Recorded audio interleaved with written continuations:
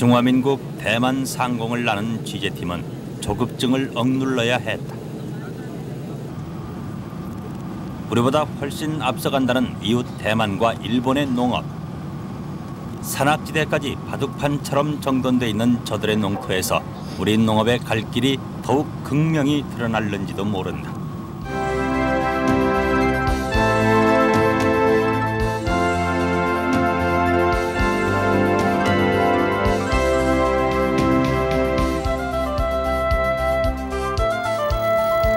세계 10대 무역 대국 대만.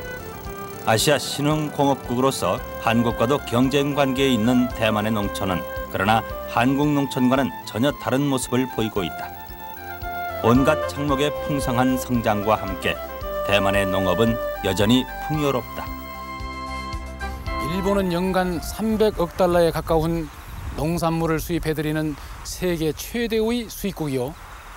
대만은 36억 달러가 넘는 농산물을 수출하고 있습니다.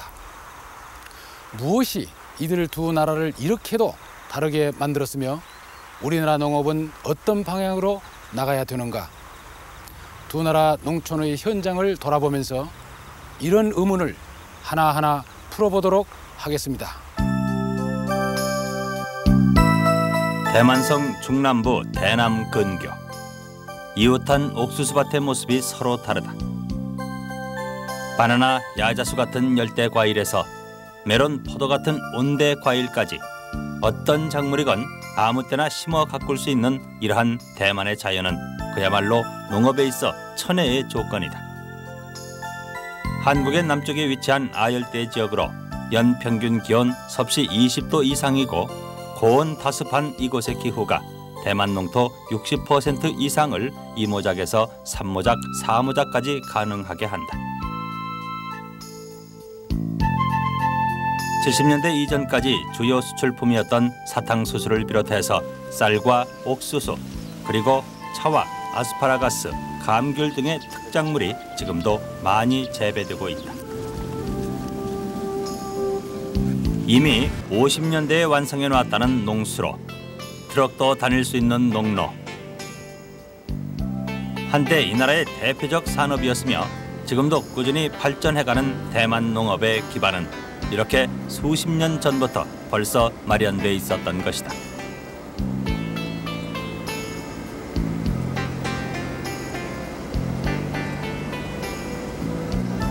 사실 대만은 결코 넓지도 고르지도 않은 땅이다. 36,000평방킬로미터의 산지가 70%. 그러나 이들은 그 산을 깎아 이렇게 가지런히 정돈해 놓은 것이다. 이렇게 경지 정리가 끝난 것이 이미 30년 전의 일. 이들은 또 동시에 농업 기계화와 관계 시설 등을 완비했다. 그렇게 해서 70년 이전까지 대만은 농산품으로 얻은 외화로 공업 설비를 구입했었다. 대만 농업의 성공은 첫째, 정부의 정확한 정책, 둘째, 농업 부문에 대한 과감한 공공투자, 그리고 천혜의 조건, 셋째, 농민의 근면성과 협조에 따른 것입니다. 이제 국가 경제의 비중 면에서 과거에 비해 그 중요성이 떨어진 대만의 농업. 그러나 농업은 여전히 경제의 근본으로 무시할 수 없는 몫을 차지한다. 그런 반면 최근 쌀의 과잉 생산, 농촌 노동력의 여성화, 노령화 등의 문제가 이들에게는 더욱 심각한 당면 문제로 대두되고 있기도 하다. 이에 따라 대만성 정부는 약 8만 명의 핵심 농군 양성으로 농업 후계자를 기르는 데 앞장서는 한편 미국 감산 정책을 실시, 약 40여만 헥타르의 경지를 줄여 60만 톤가량의 쌀을 감산했다. 나아가 가구당 1.2 헥타의 소농 구조를 탈피해서 토지 이용을 계획적으로 하기 위한 농업 구조 조정 작업에도 들어갔다.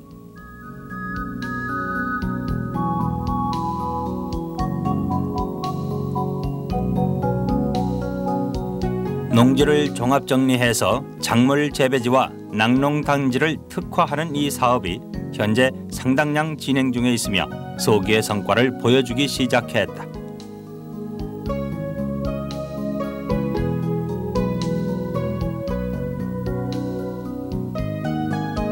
그 가운데 특히 정치 농업이라고 하는 농산물 고급화 사업이 국제화, 자유화를 앞두고 활발히 펼쳐지고 있다. 대만 사람들은 소득이 매우 높습니다. 연간 총소득은 개인당 미화 7,000달러 이상입니다. 국민들의 생활 수준이 이처럼 높기 때문에 농산물에서도 양질의 생산품을 요구하고 있습니다. 한편으로는 무역이 자유화됨에 따라 외국에서 좋은 농산물이 끊임없이 수입되고 있기 때문에 이 두 가지 경향에 대처하기 위해서 바로 우수한 고급 기술의 농업을 발전시켜야 됩니다. 고급 기술의 농업이란 바로 고품질의 농산물을 생산하는 농업으로서 국민들의 요구에 우리 농업이 따라가는 것을 말합니다. 따라서 채소, 과일은 물론이고 쌀까지도 고급 농업으로 발전시킬 계획입니다.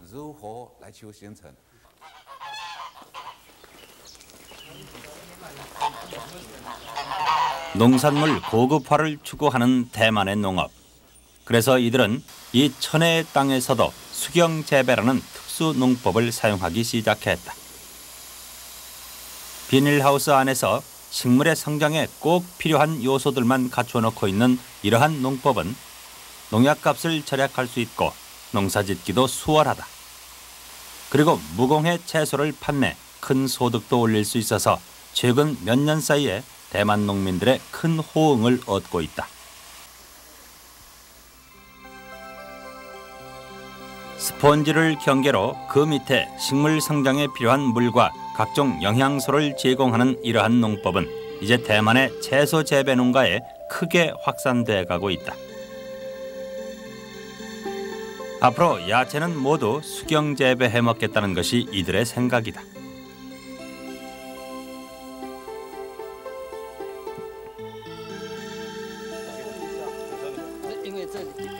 그러기 위해서는 끊임없는 기술 개발이 요구된다. 물 파이프에 구멍을 뚫어 대기 중에 신선한 공기가 식물의 뿌리에 더 많이 공급되도록 하는 이런 방법도 이들이 새로 고안해낸 것이다.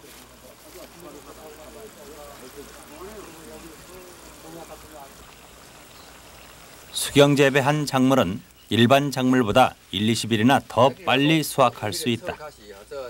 평균 20일이면 수확이 가능한 이 통하오라는 채소는 대만의 쑥갓으로 8포기들이 한 봉지에 우리 돈으로 300원씩 하루에 4,000봉지씩 출하하는데 현재 물건이 달릴 정도라고 한다.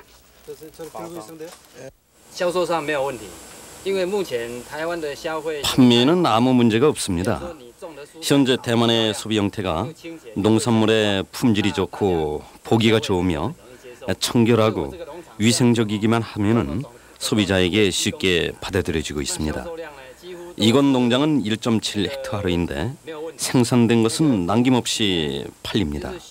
그러니까 공급량이 항상 딸리는 형편이죠. 쌀의 감산 정책으로 그보다 수익이 좋은 난을 기르기 시작한 또 다른 농가의 경우를 찾아가 보았다. 이 역시 농산물 고급화 추세를 따라 새롭게 확산된 분야로 농사도 하면서 고급의 취미도 살릴 수 있는 소득 사업이다.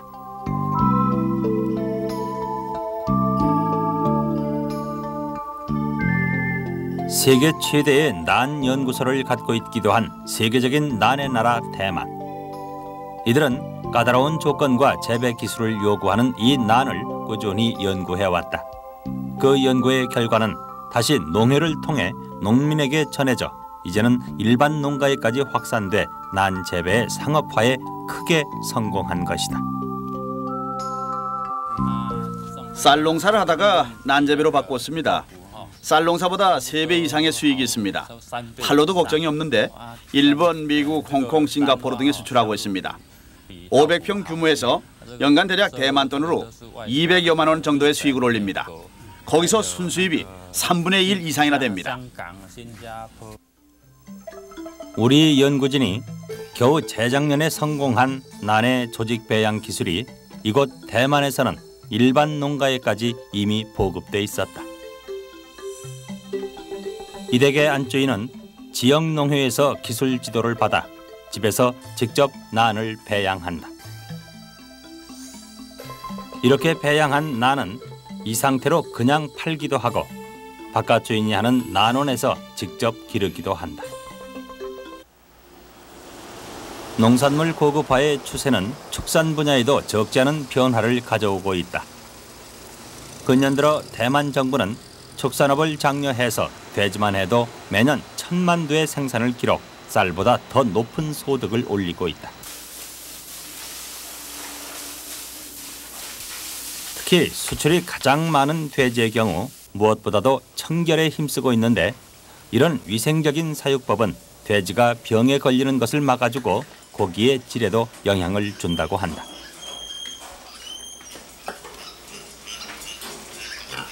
현재 가금, 가축류의 생산은 대만 농업 총 생산의 3분의 1을 차지할 정도로 상대적인 비중이 높다.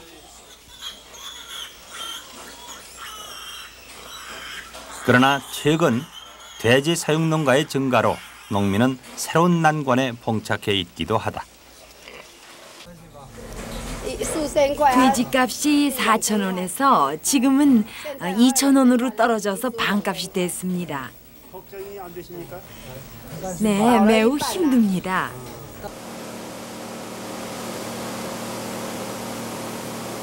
그럼에도 불구하고 대만의 축산업은 이미 일반 농가에도 사료 배합 공장이 두루 보급돼 있을 정도로 든든한 기반을 구축하고 있다. 대만의 축산업은 부업 상태에서 벗어나 이미 기업 경영 형태로 변모해 가고 있는 것이다. 따라서 국제 경쟁력이 큰 분야다. 농가에서는 영양을 잘 공급하면서도 비용이 적게 드는 사료 배합법을 계속 개량해 가고 연구진은 품질 개량을, 그리고 정부는 분뇨 처리 시설 등을 지원한다.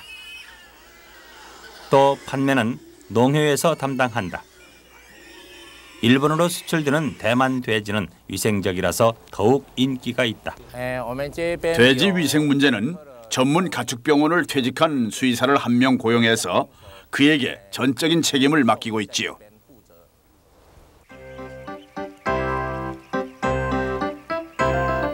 대만 농업기술연구의 일대 성과는 무엇보다도 이 흰오리 사육에 있다. 일찍이 흰오리 육종에 성공한 대만은 특히 새끼 오리들이 걸리기 쉬운 간염 면역에 성공함으로써 질 좋은 오리털과 오리고기를 다량 생산해 수출하고 있다. 이댁 부부는 지난 77년부터 오리를 키워왔다는데 현재 6,600마리의 오리를 주인 내외만으로도 충분히 사육할 수 있을 정도로 별다른 어려움이 없다고 한다. 부화장에서 가져온 새끼 오리는 70일이면 길러서 팔 수 있다. 대만 농가에 일반적으로 보급된 그 고도의 기술들은 어디서 나오는가? 농업연구소로서 세계적인 명성을 얻고 있는 이곳 대만 중흥대학 농업연구소에는 일생을 포도만 연구해온 포도 박사도 있다.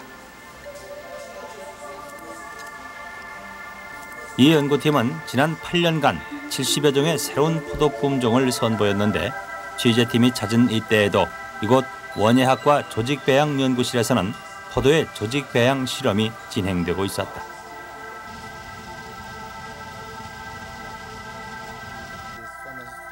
일생을 포도만 연구해온 이 사람은 당도가 뛰어나면서도 기르기 쉬운 이 대만 땅에 맞는 포도의 품종 개량에 모든 관심을 기울이고 있었다. 이제까지 꺾어지나 접합 방식으로 해오던 것을 조직 배양을 통해 더욱 발전시킨 것이다. 이 품종들은 대만 북부에서 많이 재배되고 있습니다. 저희 대학의 연구진이 개발한 품종입니다. 포도는 외국에서 보통 8월에 수확이 되는데 대만은 1년 중 서너 차례 수확하고 있습니다. 우리 대학의 기술이 포도를 육종 개량해서 농민들의 수익을 상당히 향상시키고 있는 것이죠. 네덜란드와 쌍벽을 이루는 대만 화훼 산업의 기술도 바로 이곳에서 탄생하고 있었다. 학생들에게 이곳 원예학과는 상당한 인기가 있었다. 대만에서 원예학과는 발전성의 여지도 많고 잠재력이 매우 크죠. 그래서 저는 이 원예학과를 선택했습니다. 모든 분야가 점차적으로 발전함에 따라서 원예 방면도 점점 크게 발전해야 할 것입니다. 일본, 유럽과 같은 곳은 원예 기술이 매우 발달되어 있습니다.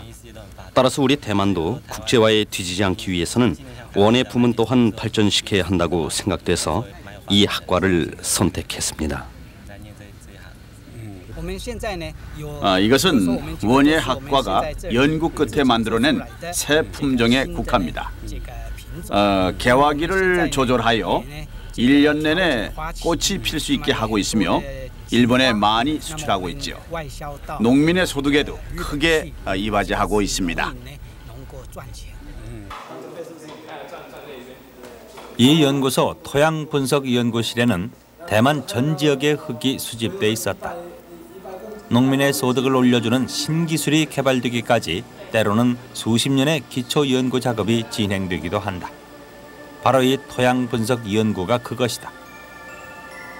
전 국토를 사방 100m, 깊이 1.5m로 나누어 각각 샘플을 채취, 그것을 광분석 기기로 분석한다. 그 결과 토양 속의 광물 성분과 화학 원소, 그리고 토질의 오염 정도를 일일이 체크해서 이렇게 치밀한 지질도를 그려내는 것이다. 이 지도는 대남현 대도 지역의 토양 분석도입니다. 녹색 부분은 제1등급인데 55평방킬로미터, 노란색은 2등급인데 850평방킬로미터, 남색은 3등급으로 60여 평방킬로미터입니다. 빨간색은 가장 나쁜 토양인데 제4등급입니다. 대체로 이런 식으로 작성을 합니다. 어느 지역의 땅은 어떤 성분이므로 어떤 작물의 재배가 가장 적당하다. 이렇게 상세한 정보들을 컴퓨터에 입력해서 한치의 오차도 없는 특수 지도를 만들어낸다. 이 연구를 30년 이상이나 해오고 있지만 농회, 농업위원회, 농림청, 국가과학위원회 등에서 지원되는 연구비는 늘 풍족해서 연구에만 몰두할 수 있다고 한다.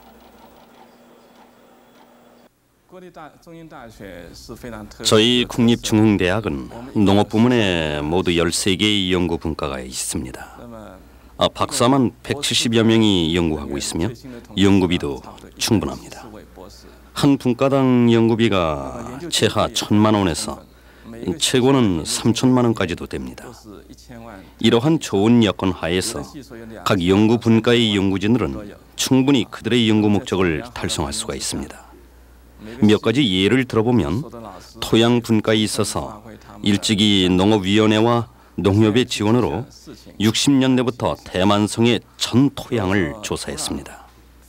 이것이 농업을 발전시키는 가장 기본적인 토대가 되었습니다. 이 자료를 가지고 농업 발전의 기본 계획을 수립할 수 있었습니다. 신뢰하는 학자와 농민, 그리고 학자를 우대하는 정부와 사회, 그것이 곧 농민을 위한 길임을 이들은 믿는다. 취재팀은 대만 연구진의 또 다른 현장을 찾아가 보았다. 이곳 신족식품공업발전연구소 종균 연구실에서는 고급 가공식품에 필요한 각종 박테리아에 대한 연구가 진행되고 있었다. 가공 발효식품에 이용할 박테리아를 특수 용액에 실험 배양해서 그 결과를 컴퓨터로 분석해낸다. 연구 결과 식품 가공에 활용될 좋은 박테리아는 이렇게 진공 유리관을 만들어서 그 속에 보관한다. 농산물을 수확한 직후의 상태 그대로 판매하는 것보다는 가공해서 판매하는 것이 훨씬 더 높은 부가가치를 올릴 수 있다.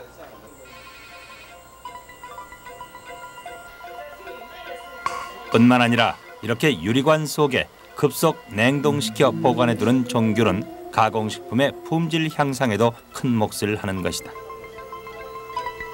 대만은 이러한 종균의 보유면에서도 선진국의 수준을 능가한다. 이 연구소에만도 버섯 종균을 포함한 약 5,300종의 종균이 보관돼 있다.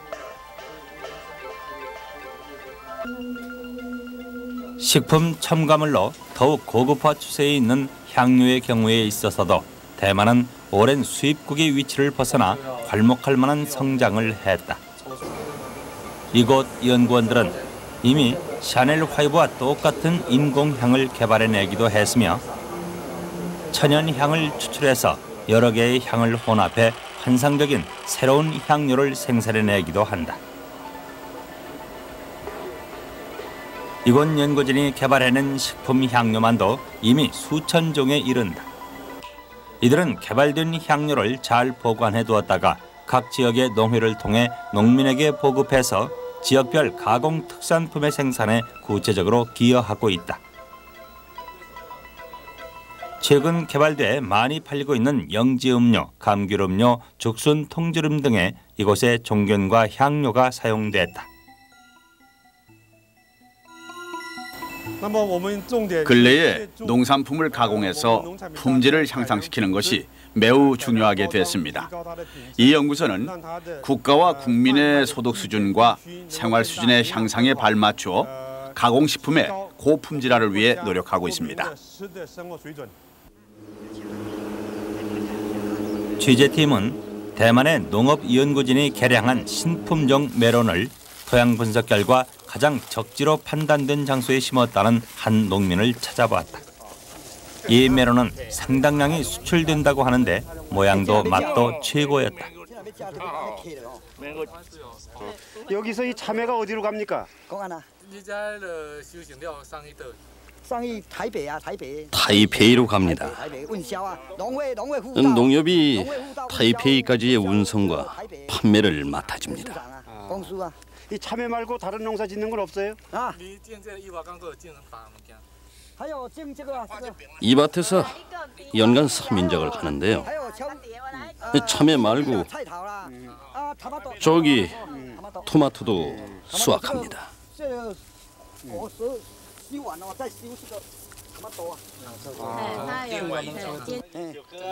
이른바 적지적작의 산물. 가장 적절한 땅 위에 가장 적절한 작물을 심어 가꾼 결과 대만의 농산물은 현재 수출 시장에서 상당한 국제 경쟁력을 갖추게 됐다.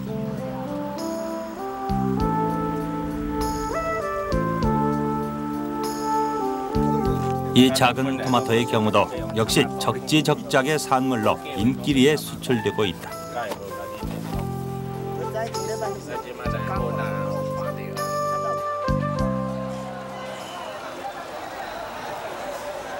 타이페이 시내 제1도매시장. 대만 농산물의 집합지인 이곳에서 취재팀은 바로 그 조그만 토마토들이 대만 국내 시장에서도 인기를 끌고 있다는 사실을 확인했다. 그러나 더욱 새로운 것은 이 천혜의 나라 대만에서도 미국산, 호주산, 일본산의 과일들이 수입되고 있다는 사실이었다. 한국에서도 사과와 배가 수입되고 있었다. 혹시 그 한국산 사과나 배를 수입해 본 일이 있으세요? 예, 한국산 말씀이죠? 한국산 사과 바로 저기 있습니다. 이 맛이 어때요? 먹어보니까. 예, 상당히 맛있습니다. 손님들이 자주 찾습니까? 예, 많이 찾죠. 손상이 가지 않아야 하는데 그게 문제입니다. 지금 가격이 높아서 한 상자에 2,400원에 팝니다. 물건이 상하지 않았을 경우입니다. 그런데 한국산 사과는 물건이 들쑥날쑥합니다. 포장을 잘해야 돼요. 한국산 사과는 포장이 형편없어요.